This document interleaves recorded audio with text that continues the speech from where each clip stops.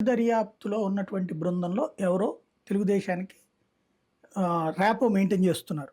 వాస్తవానికి ఎలాంటి అఫీషియల్‌గా అధికారులు మీడియాకి రిలీజ్ చేస్తారేమో కదా ముందు. అలా కూడా ఎందుకు చేయలేదు? అసలు అధికారులు రిలీజ్ చెయ్యరు. అధికారులు అనేటువంటోళ్ళు దాన్ని ఆటోమేటిక్‌గా వాళ్ళ దాంట్లో కేసులో పెట్టడానికి వాడతారు ఒక గానీ బయటికి సాక్షిగా రిలీజ్ చెయ్యరు.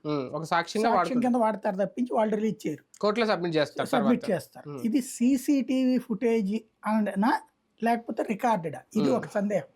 అంటే వీడియో చూస్తే సీసీటీవీ ఫుటేజ్ లాగా ఉంది. వీడియో చూస్తే అంటే అది పైనుంచి చూస్తున్నటువంటి కోణంలో కనబడుతుంది. అంతే. అంటే స్టిల్ గానే ఉంది కదా ఒక చోట. కెమెరా ఏం కదలట్లేదు కదా. అది సీసీటీవీ ఫుటేజ్. ఫోన్ లో తీసింది అయితే కాదు. అది సీసీటీవీ ఫుటేజ్ అంటే ఖచ్చితంగా ఎన్నికల సంఘం వైపు నుంచినే వెళ్ళాలి.